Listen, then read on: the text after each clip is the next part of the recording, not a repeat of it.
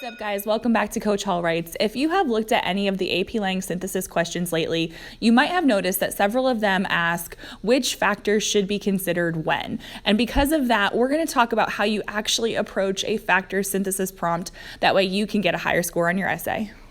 The synthesis essay can seem overwhelming to students, but usually it's actually the essay with the highest average on the exam. And so one thing that you need to do to be successful is to actually read the prompt. Now, I know that sounds really obvious, but they are going to give you context of the issue at hand, so make sure you read that. Also, the prompt itself is usually a statement and not a question. Sometimes it helps to actually rephrase it in the form of a question. That way you can feel like you're answering the prompt more successfully. Another tip I have for students is to make sure you annotate the prompt. Have your pen in hand, circle keywords, underline keywords, but make sure you're actively reading because that helps you maintain information better. You're going to annotate the sources, but it's actually helpful to annotate that cover page as well because you're going to be under stress, presumably, because it's a national exam. So you want to make sure that you are doing everything you can to understand the question you're supposed to be answering. Here's a list of several factors or considerations that have been prevalent to prompts in the past. Not everything on this list is going to be relevant for every single factor synthesis, but it is a good idea to have an understanding of what some common factors or considerations are. One way to strengthen your argument is to set up a concession and refutation or a counterclaim and rebuttal. And to do this, you're going to need to create a hierarchy.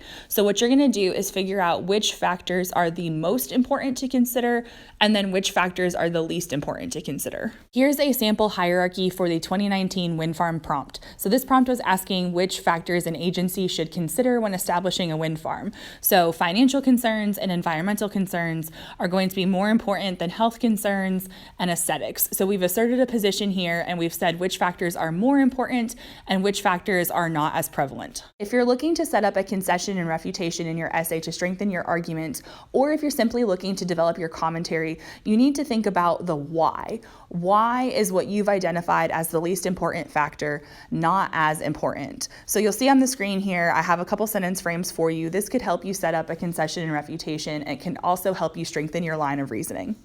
If you guys would like more tips on establishing a line of reasoning, I do have another video that I highly recommend you check out. I'll link it in the iCards above. But one thing you need to remember about a line of reasoning is that you need to use the sources to support your argument.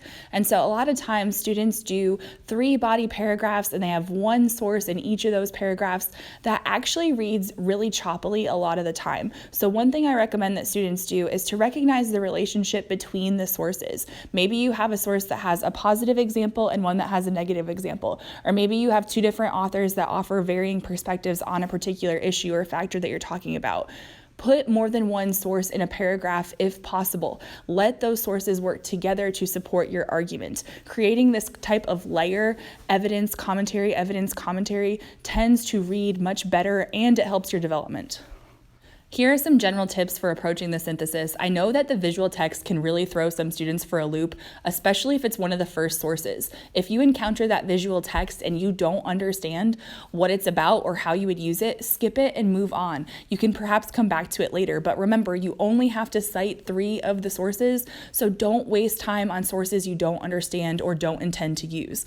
Another thing is you need to remember to use short quotes because you want to embed it into your own sentence.